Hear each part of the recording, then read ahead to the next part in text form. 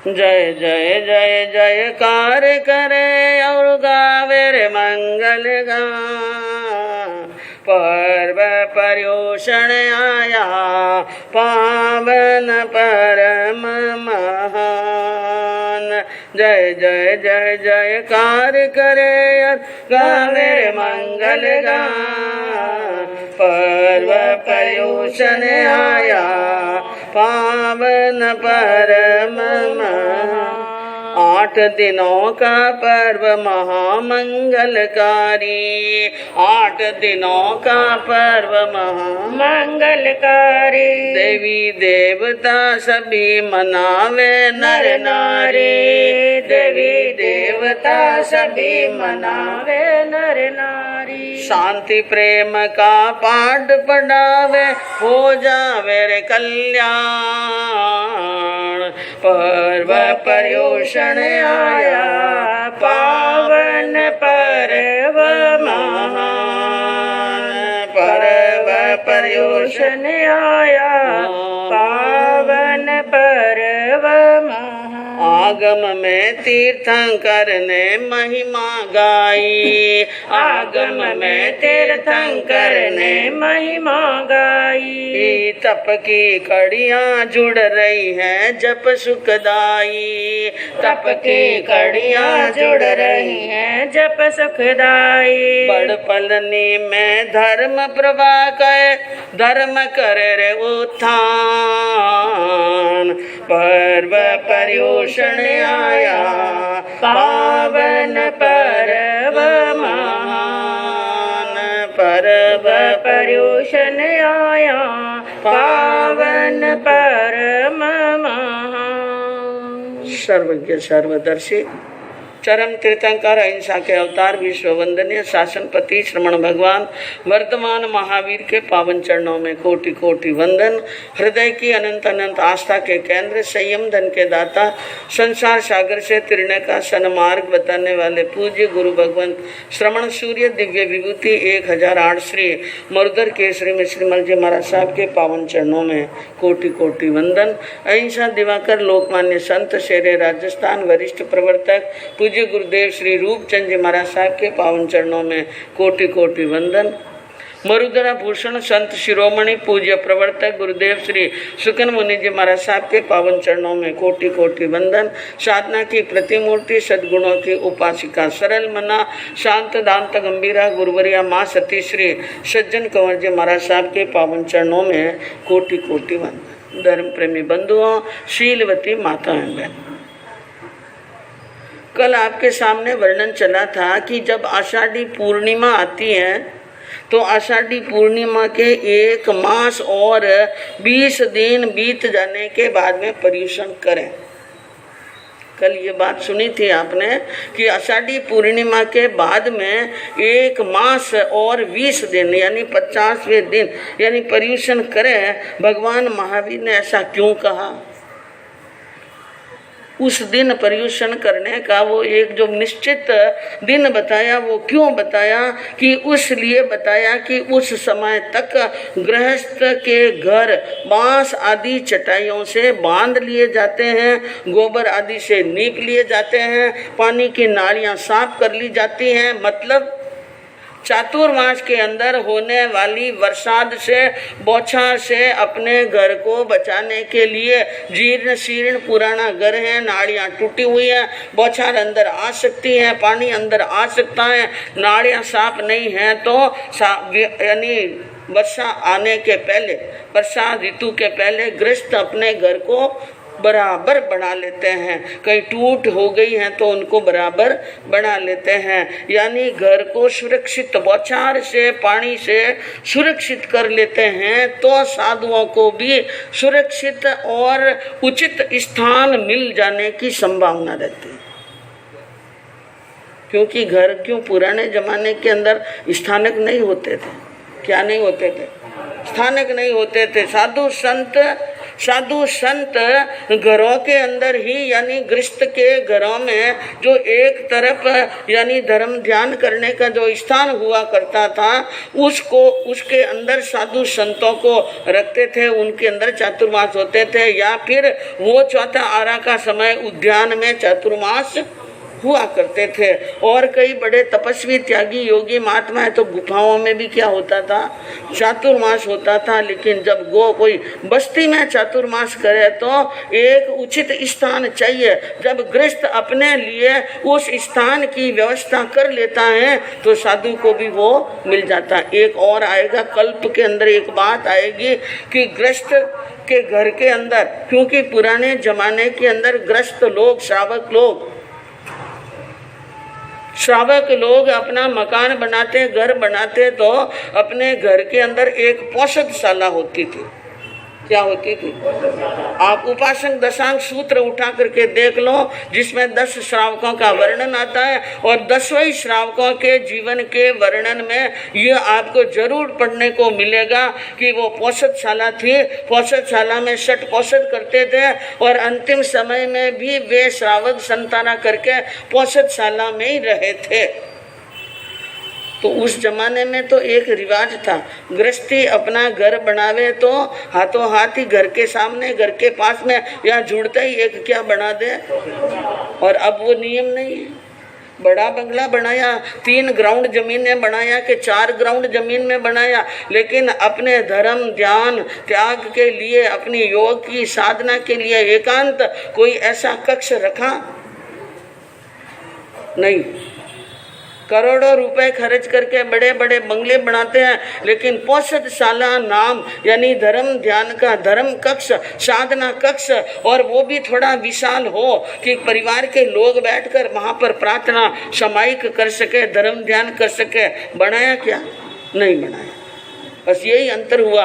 पुराने जमाने की यानी संस्कृति और श्रावकों की भावना और घर के अंदर धर्म के लिए जो स्थान रखते थे, आज धर्म के स्थान घर पर नहीं होते हैं। इसलिए थानकों की जरूरत पड़ती है।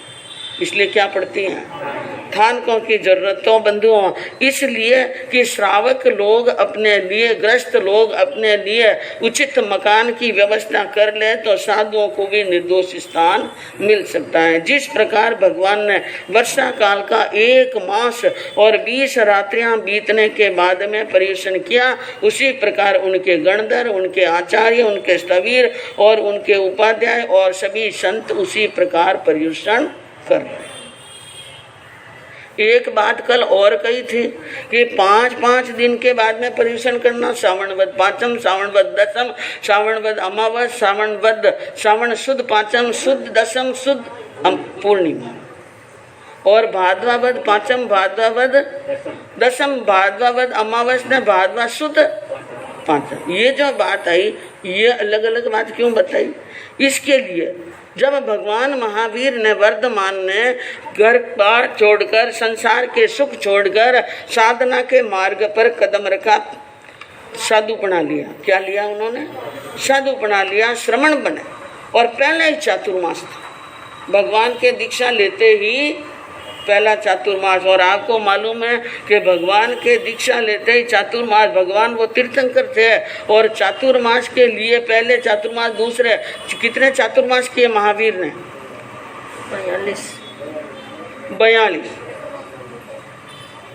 42 चातुर्मास। जब तक भगवान को केवल ज्ञान की प्राप्ति नहीं हुई, उनके पहले किसी श्रावक को चातुर्मास करने की विनती करते हुए किसी आगम में लिखा हुआ देखा नहीं। वे अपने इच्छा से जो स्थान उनको अनुकूल लगता वहाँ पर तपस्या पचक कर 4-4 महीने का ध्यान करके, 4-4 महीने की तपस्या करके साधना में खड़े रह जाते थे। तो यही हुआ पहला चातुर्मास भगवान का 2 जनतक नामक तापसों के आश्रम में होने का निश्चित हुआ। भगवान ने मन में निश्चित किया कि मुझे 4 महीने तक इन 2 जनतक तापसों के आश्रम में रहकर चातुर्मास करना है। तो आषाढ़ी पूर्णिमा के दिन भगवान पधार गए चातुर्मास करने के लिए, और चातुर्मास प्रारंभ हो गया और साधना भी भगवान की क्या हो गई थी? प्रारंभ हो गई। लेकिन बीच में एक घटना घटी। क्या घटना घटी कि उस समय दुष्काल पड़ गया और दुष्काल पड़ने के कारण पानी और घास की कमी हो गई, अन्न की कमी हो गई, धन यानी धान्य की कमी हुई। तो घर यानी ग्रस्त लोग मनुष्य तो अपना पेट किसी प्रकार भर लेते हैं और जब चारा नहीं होता है तो पशुओं को आवारा पशु की तरह छोड़ देते हैं। तो वे पशु भूखे मरते हुए जहाँ तिनका मिले वहीं पर मुंह डाल देते थे। तो जहाँ पर आश्रम था, आश्रम के अंदर झोंपड़ियाँ बनी हुई थी, वो घास फूस की थी। तो घास फूस की झोंपड़ियों को खाने के लिए पशुओं का एक बहुत बड़ा झुंड आश्रम के अंदर घुस गया और वहां पर आश्रम की झोंपड़ियां खाने लगे। तो जिन जिन झोंपड़ी के अंदर जो तापस जो मुनि रहते थे वो अपनी झोंपड़ी को बचाने के लिए डंडा लेकर के, लकड़ी लेकर के आए और उन पशुओं के ऊपर प्रहार कर उनको हटाया और अपनी अपनी झोंपड़ी की उन्होंने क्या की, रक्षा। लेकिन जिस झोंपड़ी के आगे बाहर वर्धमान खड़े थे ध्यान के अंदर, और वो झोंपड़ी भी पशु खाने लगे, लेकिन वर्धमान ने कोई डंडा हाथ में लेकर उनको भगाने का प्रयास नहीं किया। तो कई साधुओं ने, कई संतों ने और उन मुनियों ने, यो साधकों ने देखा कि ये वर्धमान खड़ा है, इनकी झोंपड़ी पशु खा रहे हैं और ये देख रहा है, क्योंकि भगवान ध्यान करते नहीं तो आधी आंखें खुली रहती थी। भगवान की आंखें क्या होती, सामने वाले को यूं लगे कि वो देख रहा है, लेकिन भगवान आत्मा को देख रहे थे। किसको देख रहे थे? आत्मा को। अब आत्मा का निरीक्षण, आत्मा में डूबे हुए थे, नेत्र खुले हुए जरूर थे, लेकिन वे आत्मा को देख रहे थे, झोंपड़ी को नहीं। और देख भी ले मान लो झोंपड़ी को, तो उनको झोंपड़ी से कोई लेना देना नहीं। जो रत्नों के महल और राजपाट छोड़ करके आए हैं, उनको उन झोंपड़ी से लेना देना नहीं था। तो कई साधुओं ने कहा कि अपनी झोंपड़ी की रक्षा करो, लेकिन महावीर ने तो सुना ही नहीं।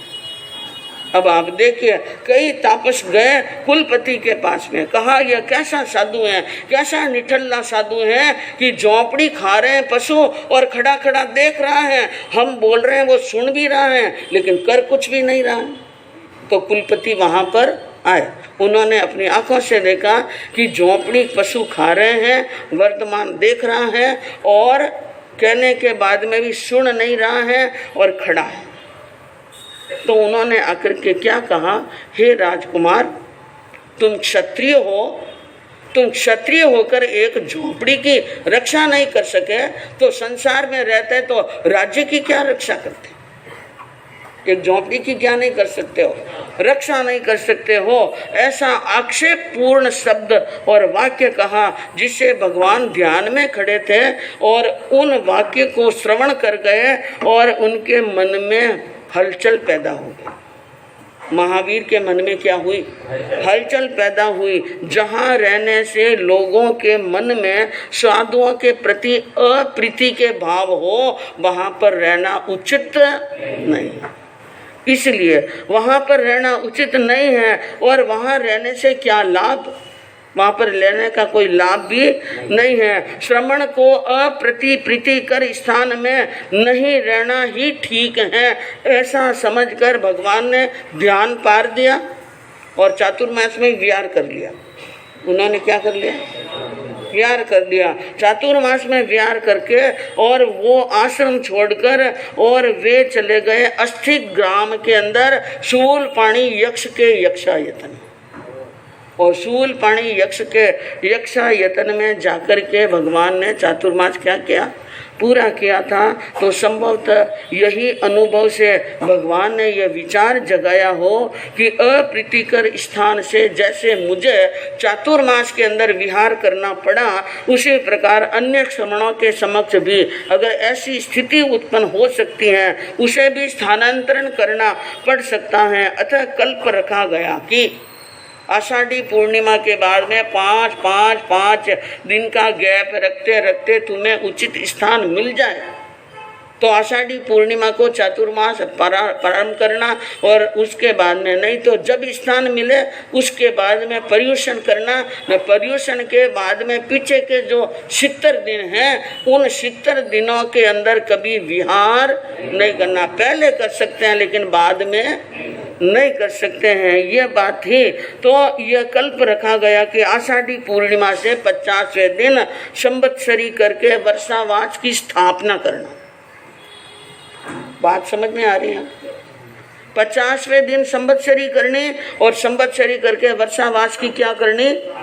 स्थापना करनी। तो पूर्णिमा से लगाकर 50 दिन तक कोई साधु, उन 50 दिन तक कोई साधु किसी एक स्थान पर रहता है तो उनको अनुभव हो जाता है कि यह स्थान मेरे लिए प्रीतिकर है कि नहीं, या श्रावकों की मेरे प्रति प्रेम भावना भक्ति भावना है कि नहीं है, तो चातुर्मास की स्थापना करे, नहीं तो चातुर्मास की स्थापना नहीं करे। यदि यही बात हमारे श्रावक, हमारे बंधु और हमारे संत, हमारे मुनिराज और हमारे विद्वान आचार्य दिमाग में ले ले, क्या ले ले?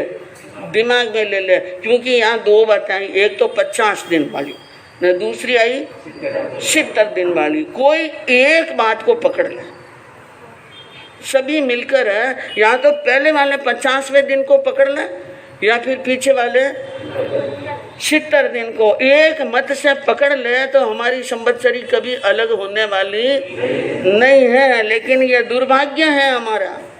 ये क्या है? ये दुर्भाग्य है क्योंकि हुंडक अवसर्पणी चल रही है।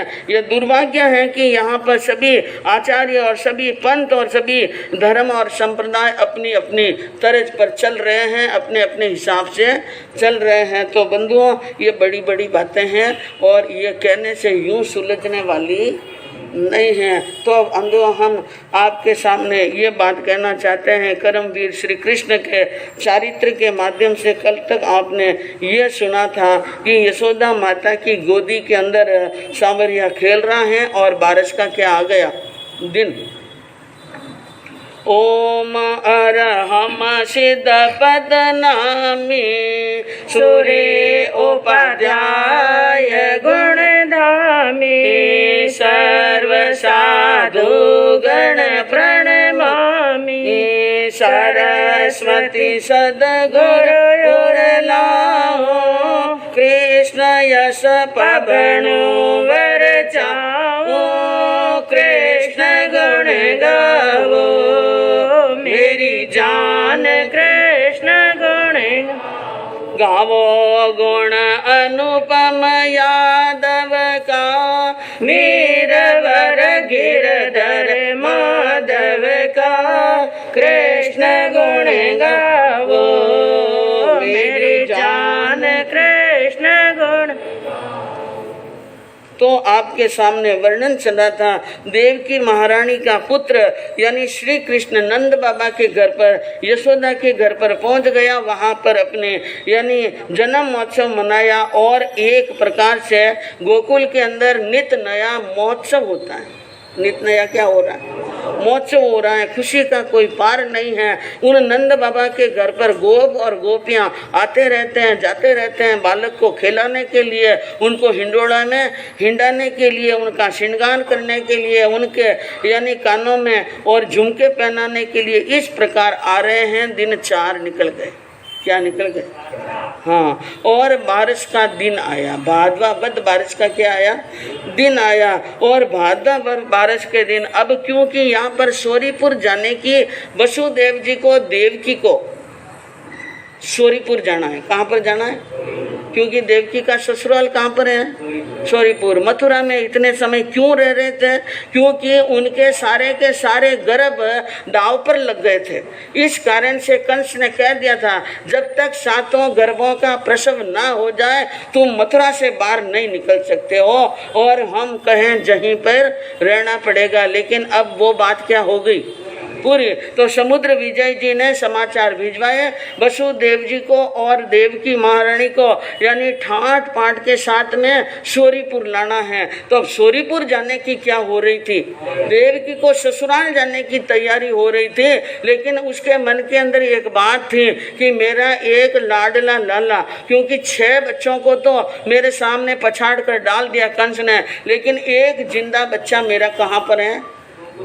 हाँ, सोरीपुर जाने के पहले एक बार मैं अपने बालक को देख लूं, इसलिए उन्होंने एक बहाना बनाया। मैं सोरीपुर जाने के पहले कंस महाराज को कहा कि मैं गौ वत्स की पूजा करना चाहती हूँ, और गौ वत्स की पूजा करके ही और मंगल कार्य करके बाद में जाऊंगी। तो उनके वहाँ पर यानी पूजा के लिए जाने की तैयारियां हुई और रथ तैयार हुआ, सखियां बैठ गई और माता वहाँ से क्या होती हैं, रवाना। देव की सखियों के साथ में गोकुल के लिए रवाना हुई।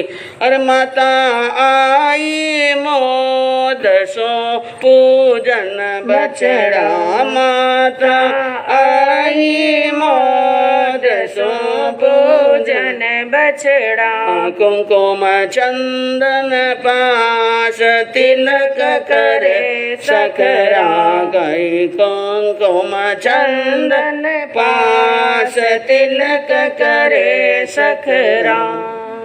देवकी महारानी गोकुल में पहुंची और वहाँ पर गोकुल में जहाँ पर गायें थी वहाँ पर गई और वहाँ जाकर के उस गऊ के वत्स यानी गाय के बछड़े जो अभी अभी जन्मे हैं, उन नए नए बछड़ों की क्या करनी है, पूजा करनी है। कुमकुम चंदन पास, कुमकुम है, चंदन है, माला है, मीठा है और उनके तिलक कर करके उनकी पूजा कर रही हैं। और गोकुल के अंदर ये बात नंद बाबा के घर पर चली गई, समझ गई यशोदा, बड़ी समझदार थी, बड़ी विदुषी थी, वो समझ गई कि आज वत्स बारस का बहाना बनाकर देवकी यहाँ आई है। उनको देखना किसको है, अपने वत्स यानी अपने बेटे को देखना है। इसलिए अपनी एक दासी को कहा जाओ और कहो उस यशोदा यानी जाकर के देवकी को कहो कि तुम्हारी सखी ने एक सुंदर लाल को जन्म दिया है, सो आशीर्वाद देने के लिए घर पर। हाँ, अरे माई जसोदा जाइयो सुंदर लालो काई, देखण री बेचाह बाई सा चालो, कद कद अठ पदार सो सहजे आया, रखो बहिनी की वाय अवसर है पाया। एक यशोदा की सखी आई, दासी आई, उसने कहा कि आपकी प्रिय सखी, आपकी खास सखी यशोदा, उसने एक सुंदर बालक को क्या दिया है, जन्म दिया है और बहुत ही सुंदर है। और बाईशा देखण रिवेचा है, अपनी सखी के बेटे को देखने की इच्छा हो, आशीर्वाद देने की, क्योंकि उन्होंने समाचार भेजे हैं कि मेरे बेटे को आशीर्वाद दें। आप आई गए हैं गोकुल में तो आप राज रानियाँ राजकुमारियों का यूं ही पधारना क्या होता है, मुश्किल होता है। सहज में आ गए हैं तो यशोदा की मन रखने के लिए वहाँ पर चलिए।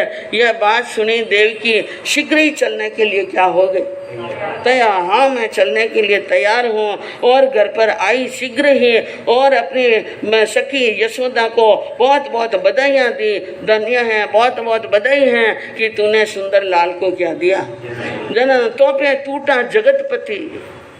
हे यशोदा, तुम्हारे ऊपर तो जगतपति टूट गए हैं, तेरी मन की इच्छाएं पूरी हो गई हैं, तूने सुंदर पुत्र को जन्म दिया है। और यशोदा ने शीघ्र ही अपने पुत्र को देवकी के हाथों में सौंप दिया और कहा यह आपके यानी कर कमलों में सौंप रही हूँ, इनको अच्छा सा आशीर्वाद दे दो। और देवकी के आंखों में क्या आ रहे हैं, क्योंकि लाल किसका है, लेकिन कहने का हक नहीं है कि लाल मेरा है, देखिए कितनी बड़ी मजबूरी है उस बड़ी महारानी की, कितनी बड़ी मजबूरी है वसुदेव की, उनकी पत्नी की, कि अपने खुद के बेटे को नहीं कह सके कि ये बेटा किसका है, मेरा है। तो अब वो यानी आंखों से आंसू पड़ रहे हैं और वत्स को अपनी गोदी में देकर स्तनों से दूध की धारा निकली और उन्होंने प्रेम के साथ में सखी समझ गई और सबको दूर कर और आड़ा पर्दा लगा करके और फिर उसने स्तनपान करवाया और बीच में सब दासियां आ गई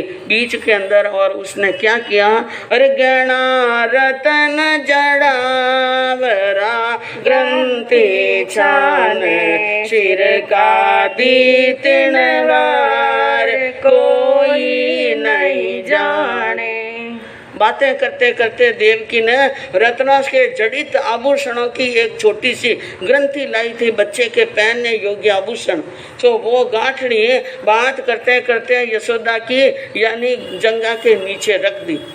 यशोदा समझ गई कि देवकी कुछ लेकर के आई है, उसने भी संभाल दिए और जाने के पहले कहने लगी कि वाकई में तुम्हारा बालक तो बहुत ही सुकुमार है, इनके खाने पीने का क्या रखना। माता को बच्चे की सबसे बड़ी क्या होती है, चिंता, और वो भी चिंता किस बात की, हाँ क्या खिलाए, बच्चा है छोटा है, कोई ऐसी वैसी चीज दे दी और पेट दुखने आ गया, गैस बन गया, बीमार हो गया तो दवाई पानी कौन करेंगे। इसलिए उन्होंने क्या कहा, अरे दही और दूध खिलाव जय धेनु माती को, दही और दूध खिलाव जय धेनु माती को, मिसरी मायरणाय बालूड़ो नीको, लोभ मती न राख लचको लूणी रो, अंगूरी दिज चटाय सीरो चीणी रो। सारी बातें कह दी कि हे यशोदा, इस बेटे को तो तू ऐसी गाय का दूध पिलाना, माती माती यानी हष्ट पुष्ट हो, जिनके शरीर में रोग नहीं हो, स्वस्थ हो, और ऐसी गाय का दूध पिलाना इनको, ऐसी गाय का ही दही खिलाना, ऐसी गाय का ही मक्खन खिलाना और ऐसी गाय का ही घी खिलाना, और किसी गाय का दूध घी मत देना। और दूध में मीठा करने के लिए मिश्री दीजिए रला, क्या डलानी, मिश्री रला देना। और बालूड़ो निको, ऐसा पुत्र तुम्हें बार बार मिलने वाला नहीं है। और मैं जानूं कि कई बार लोभ आ जाता है, मन में क्या आ जाता है ना, लेकिन लोभ मती ना राख लचको लूणी रो, लोभ मत रखना। इनको रोज क्या खिलाना, लूणी, लूणी किसको कहते हैं, मक्खन, हाँ इनको रोज लूणी यानी मक्खन खिलाना, और अंगूरी दीजे चटाई सीरो चीनी रो, और घर में क्या बनाना, हलवा, तो गरम गरम ठंडा ठंडा, और इनको भावे जैसा हलवा भी खिलाना। क्या क्या खिलाना, दूध खिलाना, दही खिलाना, मक्खन खिलाना, घी, हाँ, और फिर बाद में लूणी यानी मक्खन भी खिला देना और हलवा भी खिला देना। यशोदा को सारी बात समझाई और सखियां कहने मतलब इशारा करने लगी, ज़्यादा देर मत करो, यहाँ पर ज़्यादा देर लगाई तो किसको मालूम पड़ जाएगा, हाँ इसलिए जल्दी से यहाँ से क्या होना है, रवाना। अरे चिरंजीव आनंद में दुखड़ा टड़ जो मोटो मेरो समान सुख माए जिल जो, माता दी आशीष जानो नहीं चावे दीदासी, आँख लगाए गिरिया मत लावे। माँ ने आशीष दिया, आनंद में रहो, खुश रहो, प्रसन्न रहो, सुख माहे जिल जाओ और दुख टल जाओ, आपके दुख सब क्या हो जाए, दूर हो जाए, और सुख में रहना, और मोटो मेरू समान खूब बड़ा बढ़ना। माता पिता क्या देते हैं, आशीर्वाद, मोटो बन जाए, बहुत बड़ो बन जाए। तो माँ ने आशीर्वाद दे दिया, और अब लेकिन जाने की इच्छा तो होती नहीं है। एक दासी ने आंख लगाई, जल्दी उठ, उठना पड़ा और उठकर वहाँ से रवाना हुए और रथ में बैठ गई और गौ वत्स का बहाना बनाकर अपने वत्स को देखकर दुमड़ी मन आई तो खुशी से थी, लेकिन अब मन थोड़ा क्या हो गया, दुमना हो गया। और लेकिन मन में ये जान लिया जरूर कि बेटा मेरा बलवान है, बेटा मेरा क्या है, बलवान है, इसको कोई हरा नहीं सकता है। इस प्रकार मानती हुई चली गई और वसुदेव जी का परिवार सोरीपुर के अंदर पहुंच गया। और अब वो बंशीधर यानी नंद बाबा के घर पर बच्चा खेल रहा है। बंशीधर खेल नित खेला, रहे संग गोपिन का मेला, आंगन में पानी का गुड़ा दे पानी घट सट के, गोदी से एकदम ही छिटके, कृष्ण गुण गाओ मेरी जान कृष्ण गुण। अब धीरे धीरे श्री कृष्ण बड़े हो रहे हैं और बड़े होते होते कई खेल तरह तरह के खेल खेलते हैं, नित नए नए खेल आते हैं और नित नए खेल खेलते हैं। और संग में गोपिन का मेला, गोप और गोपियों का मेला रहता है, क्योंकि गोकुल के अंदर एक आकर्षण का केंद्र बन गया श्री कृष्ण। लोग घर में काम करे कि नहीं करे, हाथों हाथ काम फटाफट निपटा कर कहाँ पहुँच जाते हैं, नंद बाबा के घर पर उन कृष्ण कन्हैया को देखने के लिए। और मेला लगा रहता है और आंगन में पानी का रेला, जो क्योंकि बच्चों को पानी से प्रेम ज़्यादा होता है। छोटी अवस्था में बच्चे क्या करते हैं, पानी से खेलते हैं। तो जब तक घर के अंदर 5-10 जगह पानी नहीं गिरावे तब तक चैन पड़ने वाला नहीं है। माँ पानी लाती हैं जमुना नदी के तीर पर जाकर के, पानी ला करके घर में पानी इकट्ठा करती हैं। पुराने ज़माने में नल नहीं होते थे तो घर में पानी का स्टॉक कैसे करते थे, बड़े बड़े मटके, मटके के ऊपर फिर सबसे बड़ी ऊपर नीचे गोली, गोली के ऊपर मटका, न मटका ऊपर मटकी, न मटके रे ऊपर छुकली, न छुकली रे माथे फुलड़ी, ऐसे बड़े लगाते थे पुराने जमाने के अंदर। तो इस प्रकार पानी स्टॉक किया हुआ होता है और उन गोली को स्थिर रखने के लिए नीचे क्या लगा देते हैं, कंकर, इडोनी लगाते, नहीं तो कंकर और पत्थर रख देते हैं कि वो इधर उधर हिले नहीं। लेकिन उनका पुत्र जब माता जाती है पानी लाने के लिए, पानी भर करके अब तो सारा पानी भर गया, अब तो पानी भर गया ऐसा सोचकर और लास्ट मटका लेकर जाती हैं। लेकिन पीछे क्या करते हैं कृष्ण, गोली के नीचे लगा हुआ पत्थर उसको खींच लेते, तो खींचते ही सब धड़ाधड़ हाँ गुड़ा दे पानी गट सट के, 1 मिनट में पानी के घड़े गुड़ा देता है। और फिर यानी माँ की गोद में हो तो एकदम छिटक जाता है जैसे कोई नीचे माँ ने गिरा दिया हो। इस प्रकार की बाल लीलाएं कर रहे हैं और माँ देखती हैं, घर पर आती हैं तो पानी का रेला टेढ़ बाजार तक पहुँच गया। इतना पानी कहाँ से है, घर पर देखा तो मटके फूट गए और पानी सारा बह करके चला गया। तो फिर खूब कान पकड़ती माता यशोदा और खूब यानी डराती थी। और लेकिन उनकी बाल लीलाएं कम, पकड़ कर लावे नाग काला, कभी तो गोह और नाला, देख कर डर पे घर वाला, गले में डाल प्यार करता, छोड़ कर माता पे चलता, कृष्ण गुण गाओ मेरी जान कृष्ण गुण गाओ। कभी कभी खेल खेलते खेलते घर से बाहर निकल करके ग्वाड़ी से और गली से बाहर निकल जाते थे, दूर चले जाते थे और वहाँ पर बड़े बड़े बिल देखते तो बिल में हाथ डालते। क्या डालते?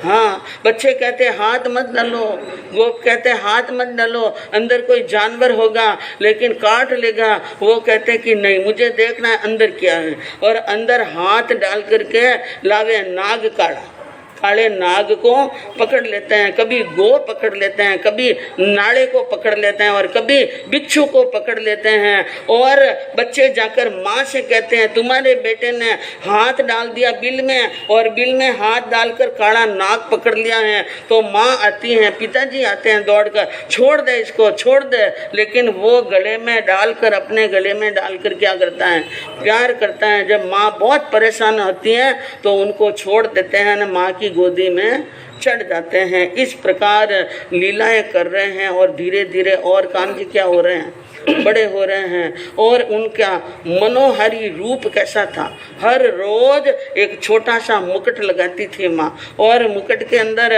और मोर की पंख सजाती थी, मोतियों की माला, और उसको बन ठना करके और श्रृंगार करके तैयार करती। तो वो ऐसा सुंदर बालक सबके मन को क्या कर लेता था। हाँ, मुकुट धर मोर नाम जय मन हर लीनो रे, कामण गारो कानड़ो माँ पे जादू कीनो रे।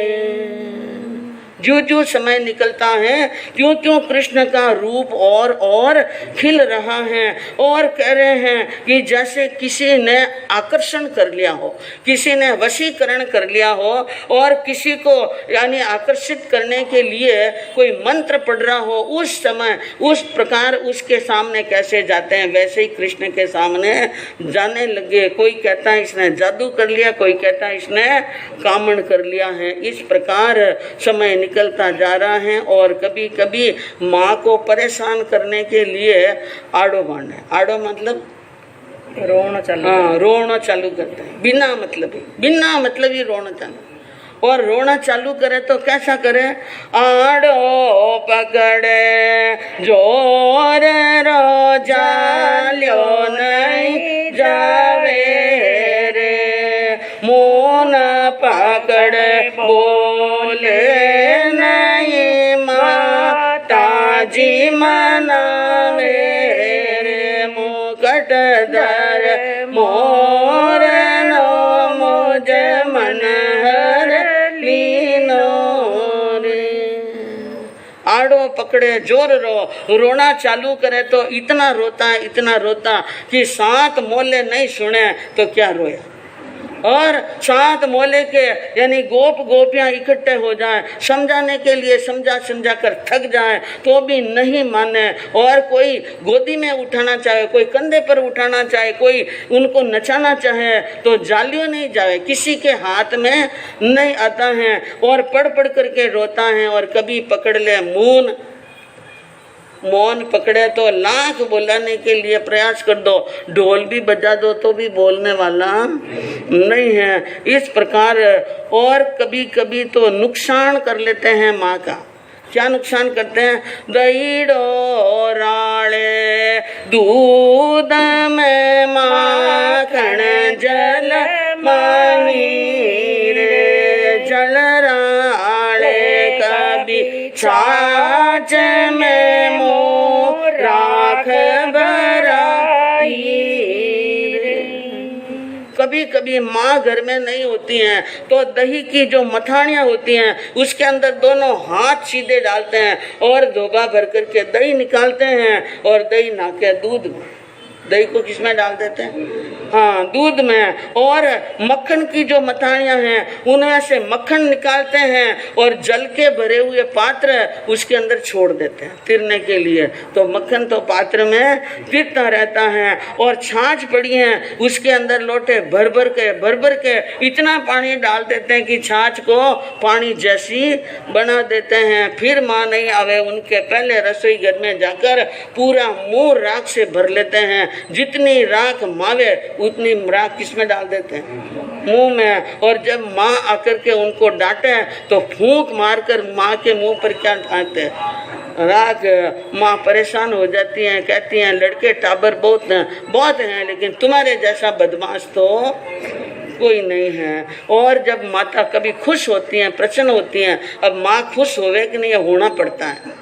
बच्चा चाहे कितनी ही परेशानियां खड़ी करे तो भी माँ खुश होकर बेटे को अच्छा सा भाना यानी अच्छी सी थाल सजाकर पुरस्कार कहते हैं, आ बेटा अब क्या कर ले तू भोजन। लेकिन सौगन खाइए तलाक कि माँ मनवार करे न भोजन कर ले, कोई नहीं।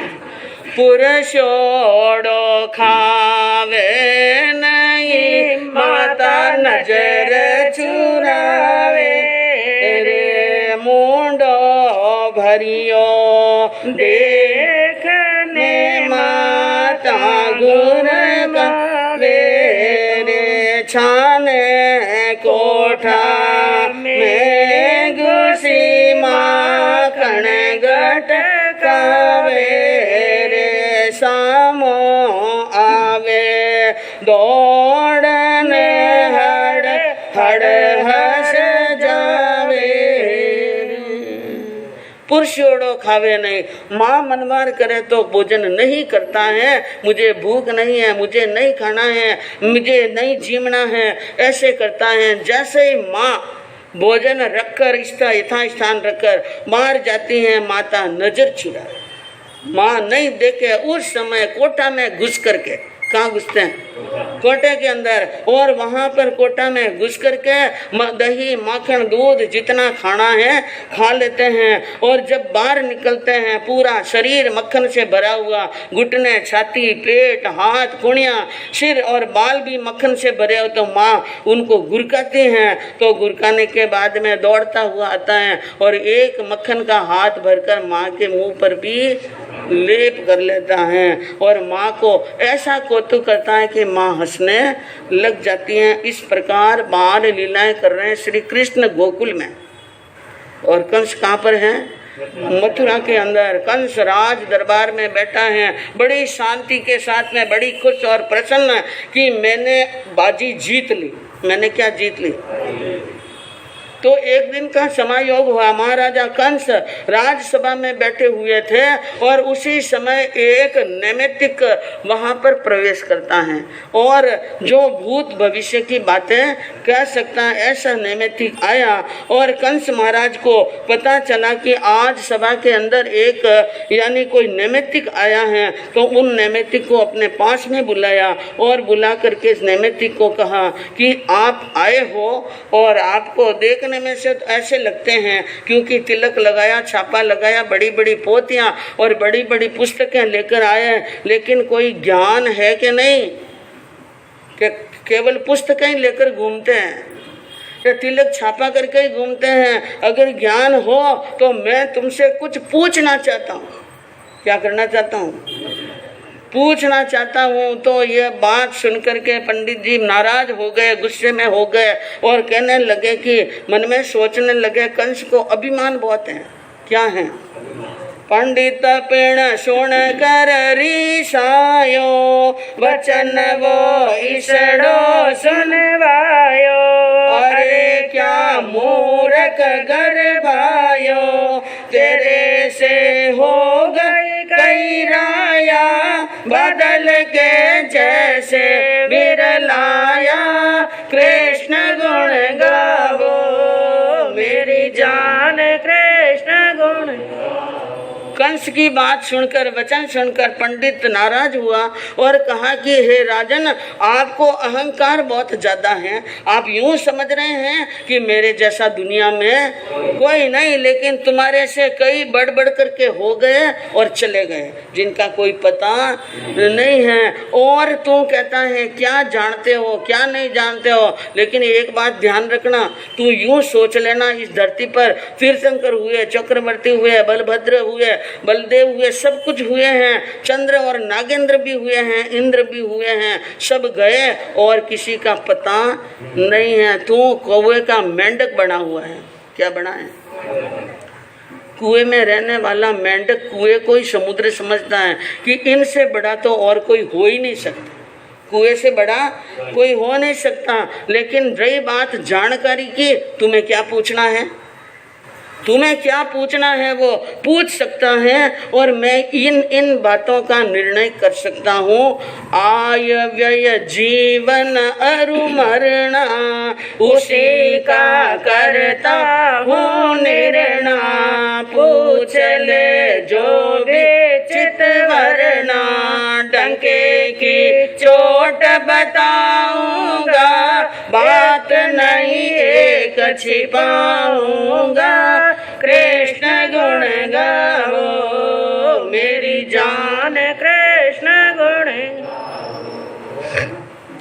कहा मैं इन बातों को अच्छी तरह से जानता हूँ। आय और व्यय, आय कितनी है और खर्चा कितना, जीवन कितना है और मरना कैसे है और मरेगा कैसे और कहाँ पर और किस प्रकार से, कौन मारेगा, इन सारी बातों को अच्छी तरह से बता सकता हूँ। बोल पूछ क्या करना है, क्या पूछना चाहता है। डंके की चोट बताऊंगा, मैं डंके की चोट बताऊंगा, एक भी बात छिपाने वाला नहीं हूँ। कंस ने कहा देख मेरे मन के अंदर जो मैंने आज दिन तक विचार रखा है, मेरी वो विचार आपके सामने रखूं। मैंने कई राजाओं को मार गिराया, कईयों के वंश यानी निर्वंश कर दिया, कईयों का नाश कर दिया, कईयों के मान हटा दिया, कईयों को जेल में डाल दिया और नहीं गिना साधु संत अवधूत ओलिया। मैं किसी संत साधु अवधूत और सिद्ध और वचन सिद्ध किसी को गिनने वाला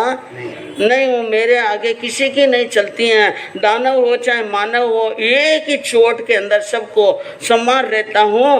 और दुखी करना, किसी को दुखी करना, किसी को सुखी करना, किसको मारना, किसको जिलाना, किसको पालना, किसको पछाड़ना, ये मेरे हाथ में। ये सब क्या है? मेरे हाथ में है। मैं भय नहीं खाता हूँ, किसी से डरने वाला नहीं हूँ, शीश नहीं झुकाता हूँ, किसी के सामने सिर नहीं झुकाता हूँ। और मैं ये सोचकर चलता हूँ कि मुझे कोई मार ले, ऐसा किसी माँ ने लाल को जन्म दिया ही नहीं। ये मेरी धारणा है।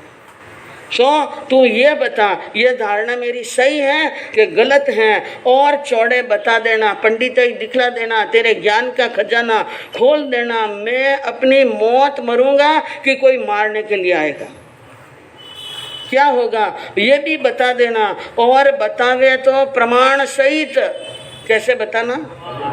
हाँ, तू कह दे फलाना है, वो मार लेगा, वो मार लेगा, मैं ऐसे मानने वाला नहीं हूँ। मेरे पास में तो सटीक प्रमाण बताने पड़ेंगे और प्रमाण सहित बताया तो ठीक, और नहीं तो मैं तुम्हारा सिर धड़ से क्या कर सकता हूँ अलग।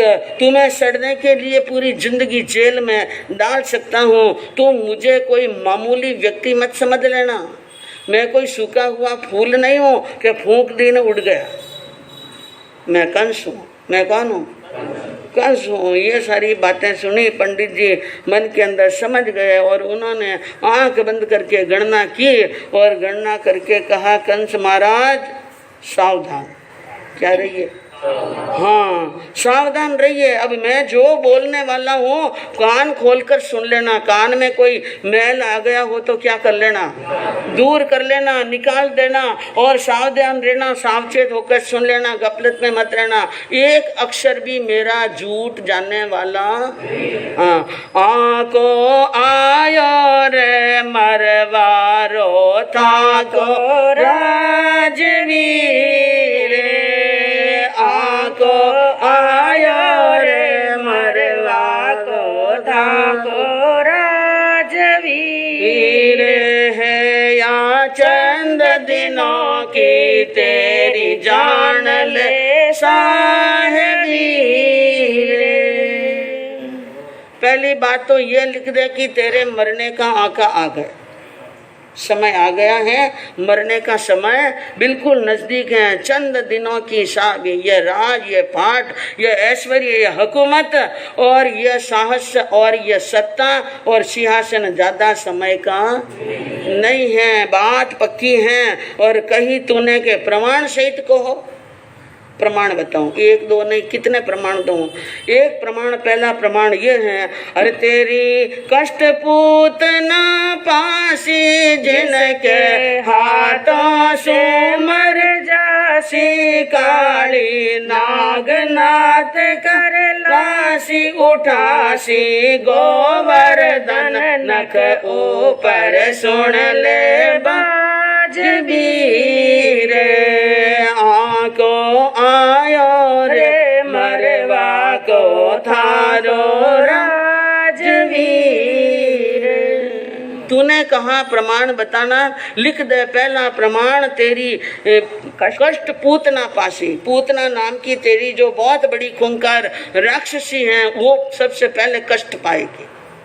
जिसके द्वारा तुम्हारी राक्षसी की मौत हो जाए समझ लेना वही तुम्हें मारने वाला, वही तुम्हें क्या है मारने वाला है। और दूसरी बात यानी जिनके हाथों से काली नाग नाथ कर लासे, जो यमुना के अंदर काला नाग है जिसका बहुत ही यानी आतंक फैला हुआ है, बहुत जहरीला है, जो अंदर जाता है उसको मौत के मुंह में भेज देता है, उस नाग को नाथ करके लेकर आएगा। और तीसरा प्रमाण है गोवर्धन शिखर पर्वत को अपने नाखून यानी अंगुली के ऊपर क्या करेंगे धारण करेंगे। ये तीसरा प्रमाण है। जो यानी गोवर्धन शिखर को धारण कर ले, काली नाग को नाथ ले, समझ लेना वही तेरा काल है, वही क्या है तेरा काल है। और बात कहे लेगा गुजरिया से डान हर से हाय मेंढक के प्राण मारे मल दोय हर मान चंपक गज को मुष्टि प्रहार मार उछाल सीरे। और ले ले एक प्रमाण कि लेगा गुजरियों से डान, जो गोकुल से गौरस बेचने के लिए गुजरियां आती हैं उनसे टैक्स वसूल करेगा। क्या करेगा टैक्स वसूल करेगा वो व्यक्ति। और तुम्हारे जो बड़े बड़े राक्षस हैं है यानी घोड़े के रूप में, और कोई मेढे के रूप में है, कोई गधे के रूप में है, कोई बैल के रूप में है, सबको अपने हाथों से मौत के मुंह में सुला देगा।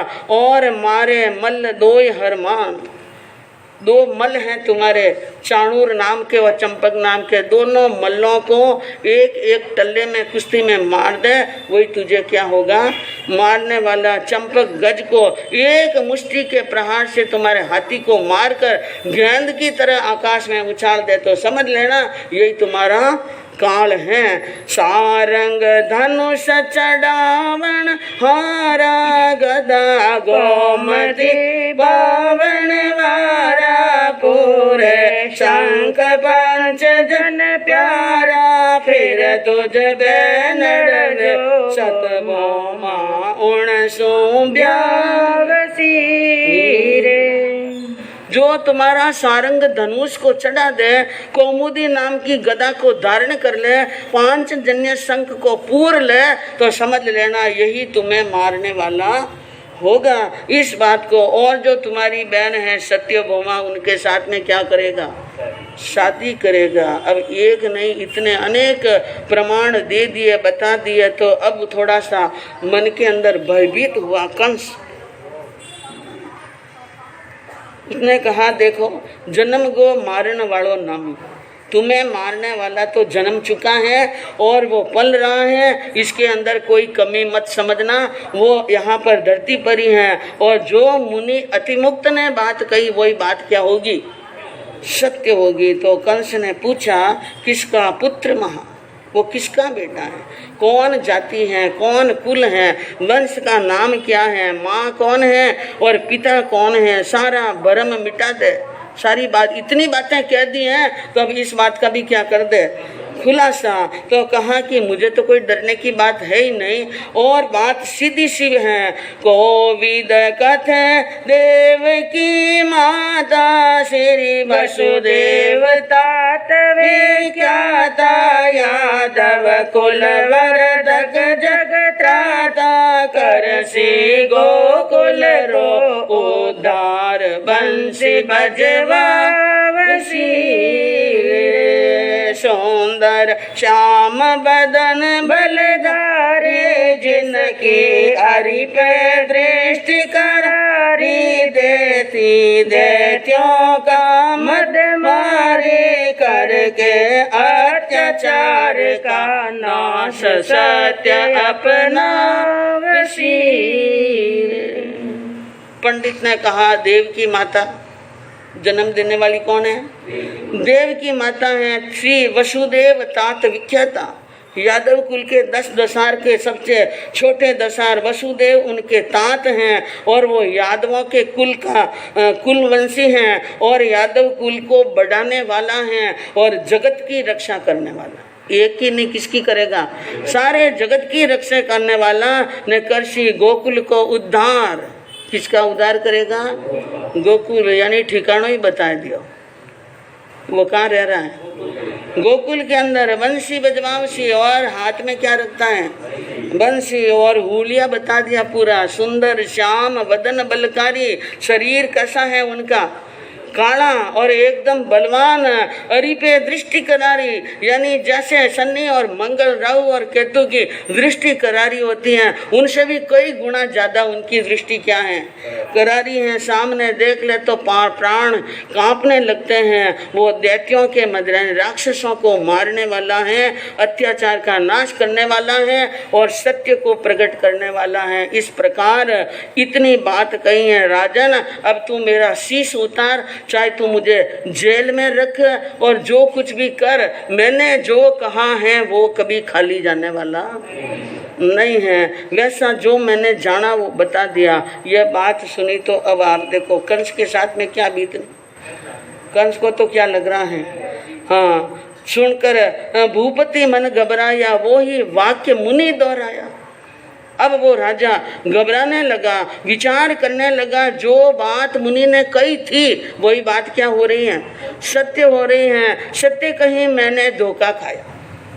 मैंने चौकियां तो खूब रखी थी और बंदोबस्त खूब जोरदार किया, लेकिन हो न हो कहीं न कहीं मैंने धोखा जरूर खाया है। निश्चय करसूं सोचे हृदय। अब मन में सोचने लगा ये जो बातें कही हैं पूतना राक्षसी आदि का, इनको भेज करके इनके प्रमाण जानकर निश्चय करूंगा कि वाकई में मेरा शत्रु, मेरा काल, मेरा दुश्मन गोकुल में रहता है या नहीं रहता है। इस प्रकार उसने मन में सोच लिया और पंडित को मान सम्मान देने लगा। पंडित ने कहा तुम्हारे जैसे अहंकारी का मुझे दान दक्षिणा नहीं चाहिए। अब आप देखिए वो राजा कंस अपने होतब को यानी होनहार को टालने के लिए कई प्रयास करते हैं, जिसमें सबसे पहले बुलाई पूतना नाम की राक्षसी। किसको बुलाई? पूतना राक्षसी को आदेश दिया जाओ गोकुल के अंदर एक एक घर के अंदर छान लो। जिस रात्रि के दिन, जिस रात्रि में देवकी ने पुत्री को जन्म दिया है उस रात्रि के अंदर किन किन के घर में बच्चों का जन्म हुआ है, सभी बच्चों को देख कर पता लगा करके और जो मेरा शत्रु है उन शत्रु को मौत के घाट उतार दो, क्योंकि अभी तो बहुत छोटा है।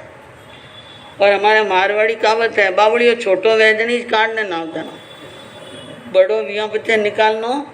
हाँ, तो वो यूं समझ रहा है कंस कि मेरे लिए तो यही कांटों बम्बूल का झाड़ है, छोटे से ही मार दो तो बहुत अच्छा है। इसलिए उनको भेज दिया राक्षसी को और राक्षसी पहुंच गई एक सुंदर सी यानी औरत का रूप लिए हुए गोकुल के अंदर और एक एक घर में पता लगाते लगाते पहुंच गई यशोदा के घर पर।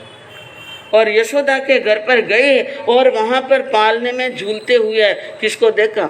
श्री कृष्ण को। एक दृष्टि कृष्ण के ऊपर पड़ी पूतना की और पूतना के ऊपर पड़ी श्री कृष्ण की। समझ गए कि पहला मेहमान आ गया, ये पहला मेहमान आया और इनकी क्या करनी है?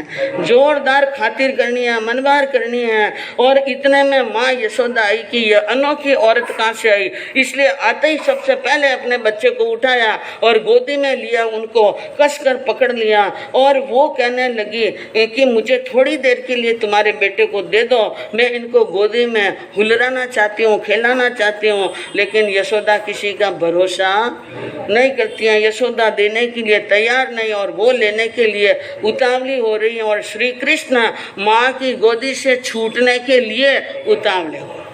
उनको छूटना है और कहाँ जाना है? पूतना की गोदी में जाना है। इसलिए माँ तो देने के लिए तैयार नहीं हुई, लेकिन कृष्ण ने वो किया। जसोदा नहीं देने खातिर डाकिण साले न भई आतुर, बंशीधर छूट चलो जाहिर, करत पाए पान चीर डारी, कृष्ण फिर कीने खिलकारी, कृष्ण गुण गावो मेरी जान, कृष्ण गुण। यशोदा देने के लिए तैयार नहीं और वो लेने के लिए उतावली हो रही थी, और बंशीधर उनकी गोद से छूट गए और पूतना की गोद में चढ़ गए। पूतना उनको लेकर गड़ी और मोले से क्या हो गई, तीव्र गति से चलती हुई बाहर गई। एक स्थान पर बैठकर स्तन पान कराने लगी, क्योंकि वो अपने स्तन पर जहर लगा कर आई थी कि स्तन पान के बहाने इनको जहर देना है और इस बच्चे को क्या करना है, खत्म करना। लेकिन उनको क्या जहर दे, वो तो जहर को अमृत करने वाले क्या करते हैं, जहर को अमृत करने वाले हैं। उन्होंने स्तन मुंह में लिया और स्तन पान करने के साथ में रक्तपान भी कर लिया। राक्षसी का खून पीना क्या कर लिया, शुरू कर लिया, और सारा का सारा खून पी गए। राक्षसी तड़पने लगी और चिल्लाने लगी और असल रूप में आई, एक विशाल काय पर्वत जैसे रूप के अंदर आकर धड़ाम से क्या पड़ गई, धरती के ऊपर और छाती के ऊपर। श्री कृष्ण किलकारी कर रहे हैं, हर्ष ध्वनि कर रहे हैं। माता पिता गोप गोपिन आए, वो क्या देख रहे हैं कि बहुत बड़ी विशाल काय राक्षसी पड़ी है और राक्षसी की छाती पर कौन बैठा है, कृष्ण कन्हैया। अब आप देखिए, ये पहली आई मौत सामने आई, लेकिन मौत को ही मौत दे दी। मौत को क्या दे दी, मौत, और मौत को मात दे दी। ऐसे पुरुष ही इतिहास के अंदर नाम क्या करते हैं, प्रसिद्ध करते हैं। तो बंधुओं, आगे इनके जो वर्णन आए हैं वो किस